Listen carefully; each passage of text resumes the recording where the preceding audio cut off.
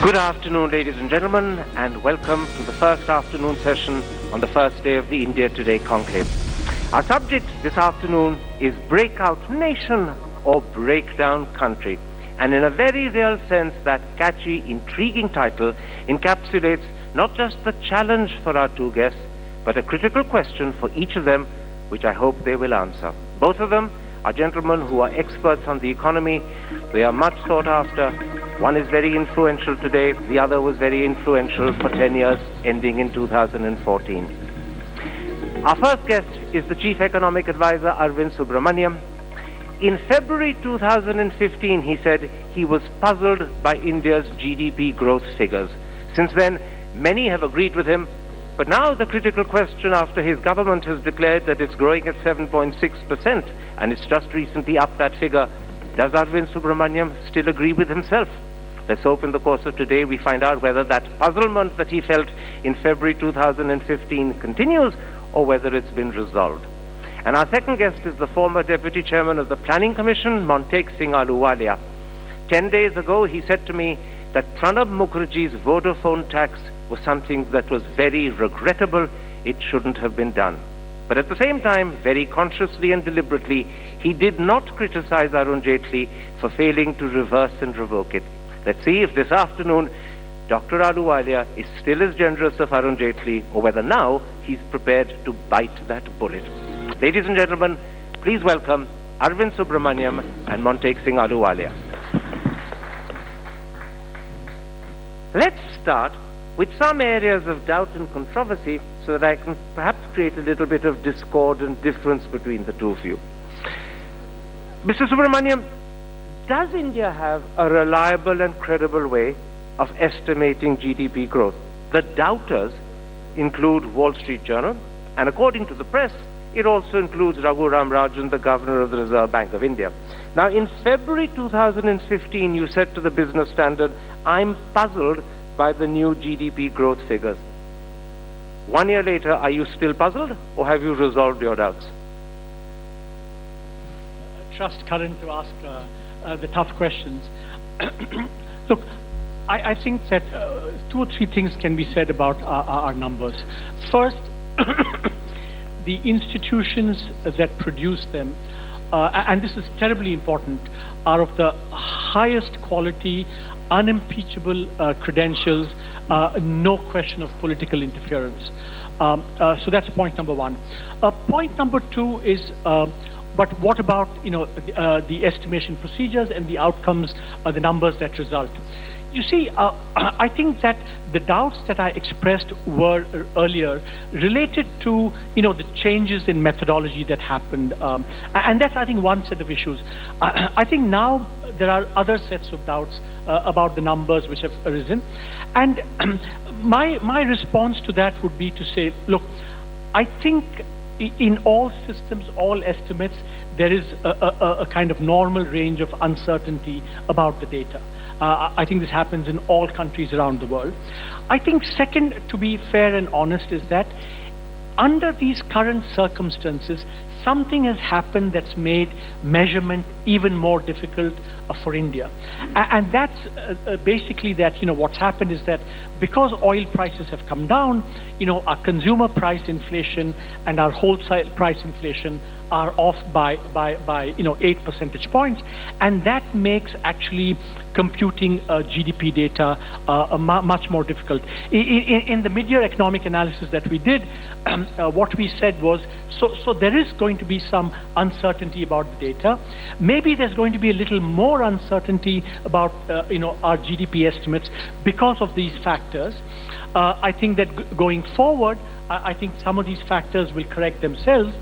But I think we should have an ongoing process, which we do, to make sure that every point that we're doing things the right way, we're getting technical assistance whenever we need, and we'll make sure that we produce the best estimates that we can.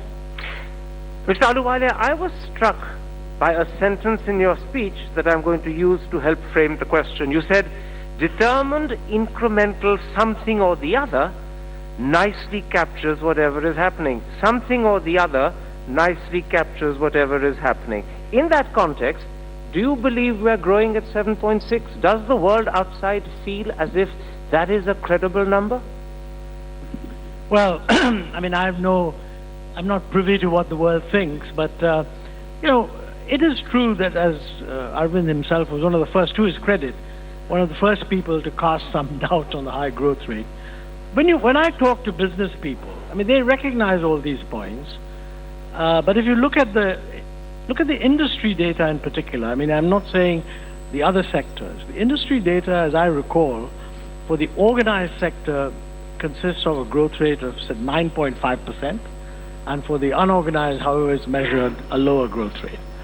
And when I talk to business people, they don't think it feels like 9.6%. Now, there's a small problem here, in the sense that you're talking about production and value added. You're not necessarily talking about profit. So it's possible that there are many people whose profit lines have been adversely affected, but whose production, etc., is carrying on, in which case you could get this division. But this won't last for very long. However, the real answer to your question is that the National Statistical Commission has actually set up an expert group, and I think they're about to submit a report. So the best thing is to wait and see. I do agree with what Arvind is saying, and many people have said so. I don't think people think that the data are being fiddled. And certainly the IMF and the World Bank and Kaushik Basu and so on, they've all said that, look, we've checked the methodology, that's certainly the right thing to do, but whether the data that are being reported are correct or not, this is an expert issue which presumably this committee will tell us about. Go ahead. Karan, sorry if I'm going to preempt your question, but I think, see, part of the reason, and this is again something that we said in the mid-year analysis, is that I think part of the doubts that are arising are also arising with a genuine sense of uncertainty about, how the economy is behaving, because the economy is sending mixed signals. There are sectors, that are not doing very well, like the international commodity sectors, like, steel, anything. Wherever world prices have come down, those sectors are not doing well. But there are equally sectors of the economy that are doing well. There are indicators saying that the economy is actually doing quite well. I'll give you one example. Indirect tax revenue growth, which is a good measure of this, and stripped away of all the new revenue measures that were taken, have been growing at a healthy 11%. Credit has started to pick up. And so I think the challenge, therefore, is, to try and make sense of what are genuinely mixed signals coming from the economy. Gentlemen, one of the elements of the budget that was most eagerly anticipated, and for many, perhaps many in this room as well, perhaps the most disappointing, was what the finance minister announced about corporate tax. Last year, if you recall, he promised that he would start a process of reducing it from 30 to 25 in 4 years. He's only done it really for two small entities, for new manufacturing companies, and a small 1% reduction for those with turnovers under 5 crore. Let me start with you, Mr. Subramanian. Why did the finance minister make such a poor, disappointing, for some even an unconvincing start? Yes, right.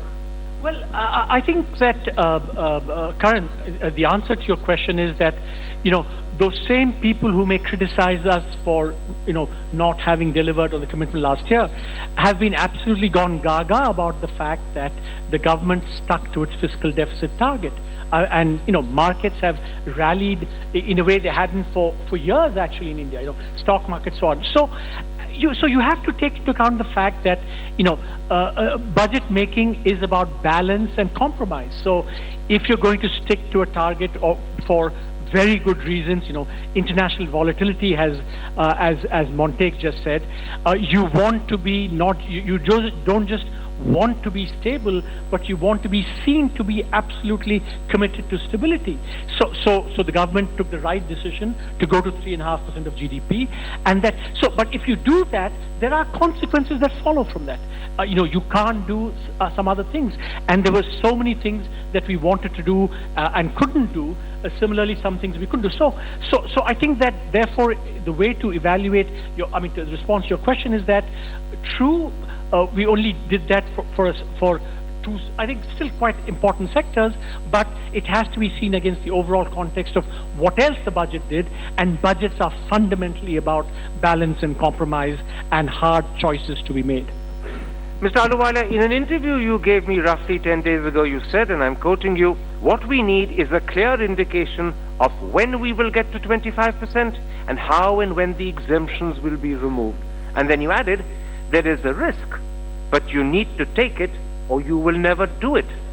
Do you fear that both Mr. Subramanian and, more importantly, Mr. Jaitley were scared of taking that risk? No, I wouldn't say that, but I do endorse the view that it is true that budgets have to have a sort of an annual calibration. That's why I felt that if one had a clear timeline, then sort of the way I look at it is if you have a clear timeline and you say, well, look, I'd like to do this year, but I can't for whatever reason, so I'll do twice as much next year. At the moment, we don't have such a timeline. And it would be good to have a timeline, because then, people will understand that it couldn't be done this year, but then they'll expect you to make up for it next year. So you're not disappointed by the slow start? Well, look, it's not, since I'm not a beneficiary of the corporate tax, I don't spend much energy on it. But I would just say that I'm not denying that there can be balancing consideration. I'm just saying that if you really want to submit it to a sort of a disciplined approach, then just lay out a timeline. It's easier to do it that way. But Montek, just sorry to come back to that. After all, last year there was a timeline, and so timelines have this inherent problem that if you say something, it's good if you can commit to it, or if you can explain why you can't commit to it. Yeah, that's what I'm saying. How intriguing. If you say something, it's good if you can commit to it. That holds open the possibility that you can say something without being committed to it. Is that how finance ministers deliver their budget speeches? I'll say something and then I'll work out if I'm committed to it. If I implied that, I was totally wrong then. Let's come, gentlemen, to what they call the Vodafone tax. Mr. Subramanian, in his budget, Mr. Jaitley said that he was offering to waive the penalty and the tax for Vodafone and similarly affected companies if they agree to pay the principal amount in full. 2 days ago, Patricia Hewitt, the head of the United Kingdom India Business Council, has said, why should companies pay the principal when they believe that it's A, been wrongly levied, and B, it's anyway a huge sum? And the question I want to ask is, why did your government shy away from biting this bullet and scrapping the tax altogether? This was the problem Pranab Mukherjee created. Instead of sorting it out, you seem to be finding strange ways of standing behind him. Yeah, I think that this is clearly a big political decision that had to be taken, and the government decided, because I think if you, for example, if you'd gone the whole hog, there might have been challenges and complaints that the government was trying to favor one foreign company, and it's the point that Montek said. I think that we do live in an environment where there is extreme suspicion that governments can favor particular corporate interests, domestic and international, and that's a climate of opinion we just have to live with and do the best we can in those circumstances. If you could change that, that would be great. But this is something that we just have in our in the way we run economic policy and more broadly. Montek Ahluwalia, in my introduction, I pointed out to the audience that you had recently said that Pranab Mukherjee's Vodafone tax was very regrettable and better it had not been done. But at that time, when you said this, you consciously and deliberately did not criticize Arun Jaitley for refusing to scrap and reverse it. Today, do you still defend Mr. Jaitley not scrapping it, or do you think he should have scrapped it? Mr. Jaitley has very competent people defending him, so I don't have to step into that breach. No, this is a judgment that the government has to make. The moment it becomes a tax issue dealing with an individual company, it is an important issue, but you have to leave it to the government to explain what it does. I certainly can't add to that. Leave it to the government to explain what it does, but if people like Patricia Hewitt, speaking on behalf of Britain, which is one of the largest investors and senders of FDI to this country, point out this is not a sufficient answer, what then, if you were advising Mr. Jaitley, would you say to him? Well, since Arvind is, well, we should ask him that question. But Arvind won't tell us in public what he tells Mr. Jaitley in private. You have no reason to be so shy. No. I think on an individual tax issue like that, I don't particularly wish to comment. It's a tough issue. You have to handle it as best you can. But you stand by your original point that Pranab Mukherjee's decision was very regrettable. Yeah, I think so. I mean, let me explain.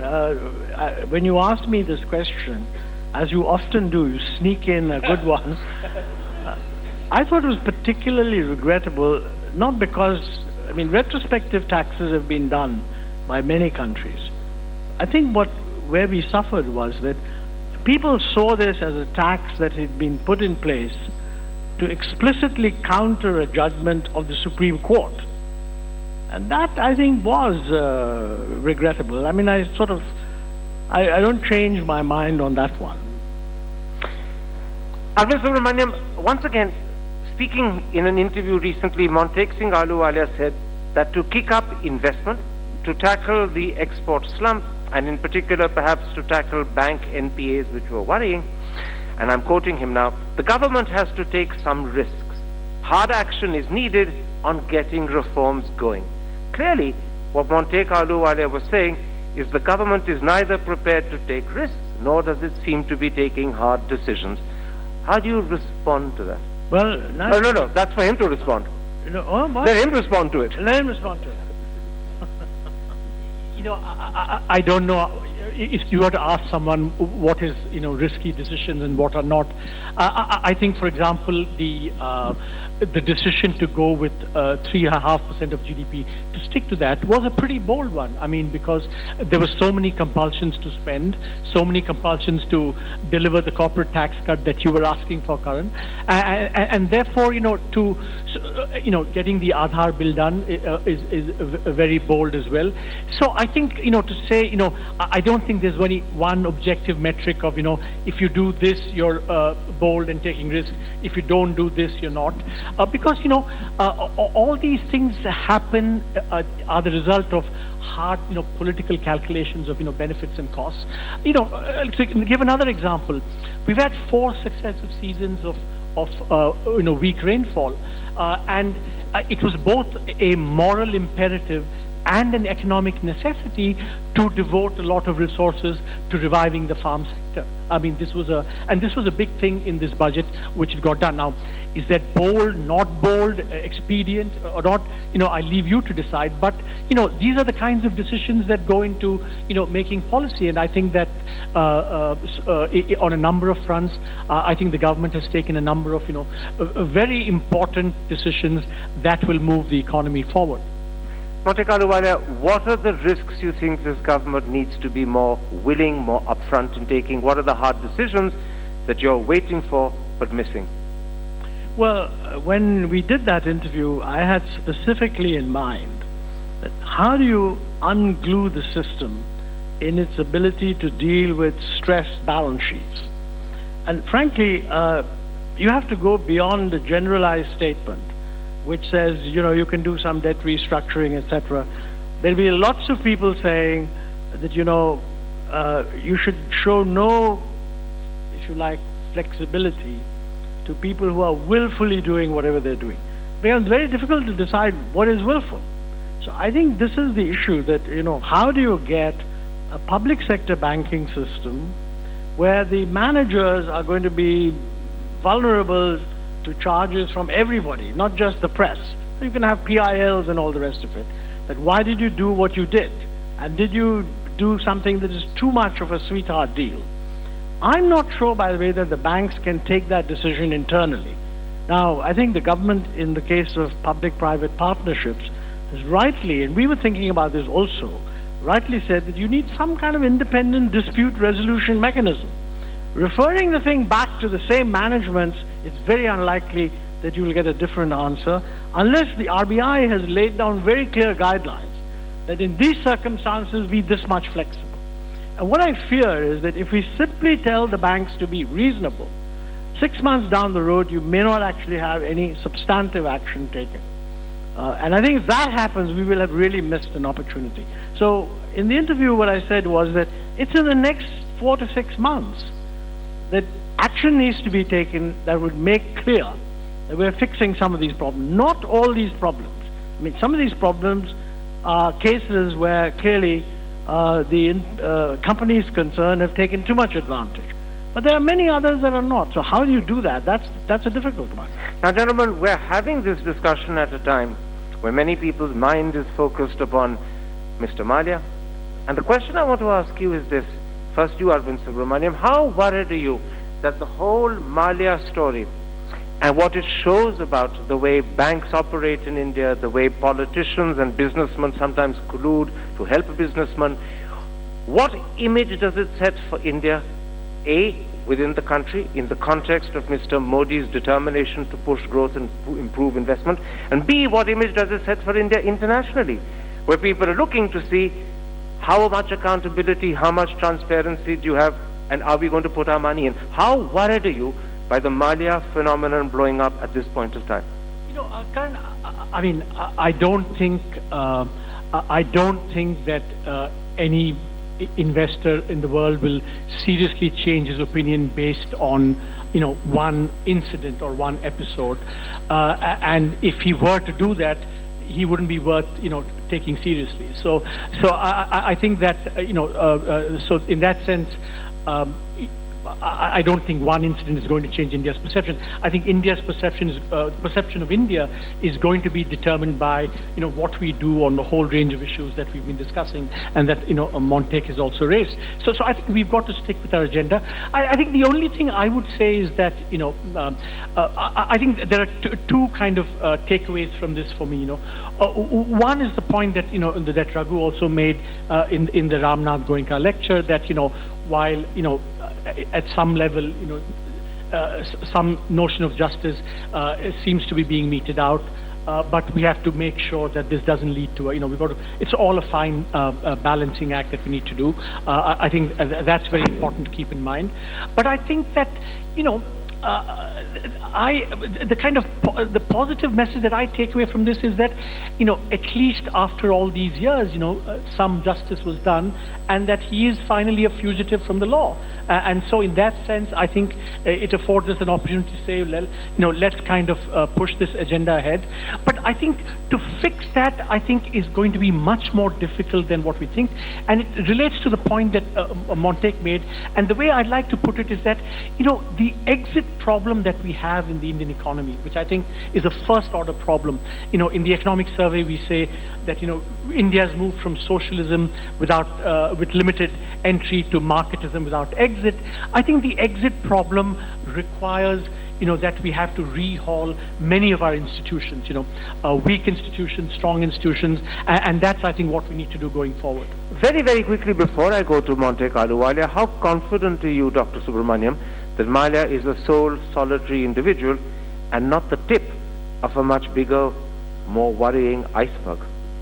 Because papers keep talking about other industrialists who are much bigger, whose NPAs are much greater, and who as yet are either undetected, or if they're known, they're not acted against. So how worried are you that he's a symbol of a bigger problem that could burst on your lap? See, I don't know individual cases very well, but I mean, I do know that, you know, we have to be concerned about the fact that we have non-performing assets, the fact that we have these non-performing assets, the fact that we have so many corporates under stress is the underlying economic phenomenon, you know, that these are all manifestations of that.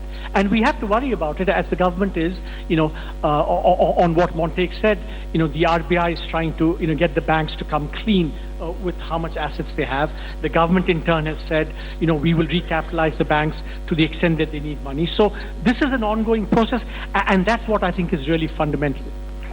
Speaking in Parliament, the finance minister pointed to the timeline that many thought was very telling about how Mr. Malia got his loans.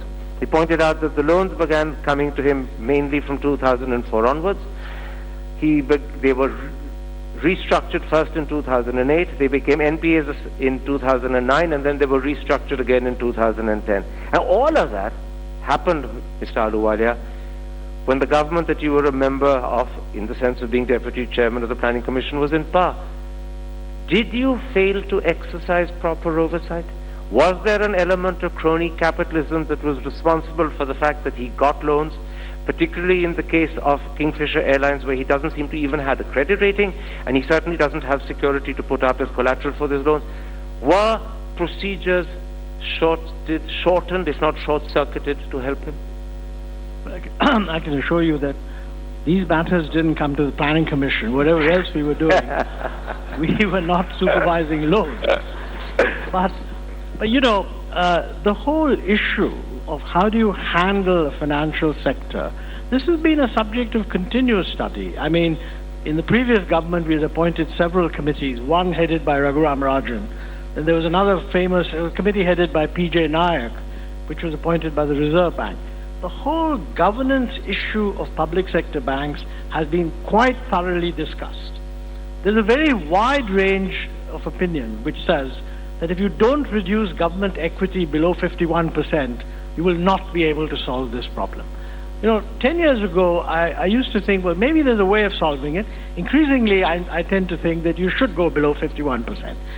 This is one of those areas on which there's complete political consensus across the spectrum. Nobody wants to take government ownership below 51%. If you don't do that, the appointments of banks, etc., and all the rest of it will stay. How you make changes, the only thing you can do is you could make banks much more board-driven rather than what they are, and that would require very different approaches. I've not seen any articulation of indications on that front, and I think it's time that we looked at it. It's interesting, you say the solution is to get government, which is to say politicians, out of banks. And the corollary would presumably be that politicians are responsible for situations like Malia. That were they not the principal people determining how bank chairman acts, bank chairman would have acted very differently. That is the corollary that many will read from what you said. Have I interpreted you correctly? Well, it's not just politicians. Let me say it's the public at a certain point. I mean, it's the judiciary, it's the public, it's the press. And if you create an impression that every single non-performing asset involves some wrongdoing by somebody in the management of the banks, one thing you can be sure about, no future loans will be made. Because you don't have a system where you can punish people for not making loans. So I think this is I don't want to be seen to be making debating points. And in a way, the more this is debated in public, the more it heads in the wrong direction. I mean, you even had from the judiciary people asking questions. Well, that is one can of worms which I'm not sure that you want to go down that route. Yeah, I think that Montek makes a really good point. I think this is really endemic to almost all aspects of the economy, that, you know, risk and return are kind of finely balanced things.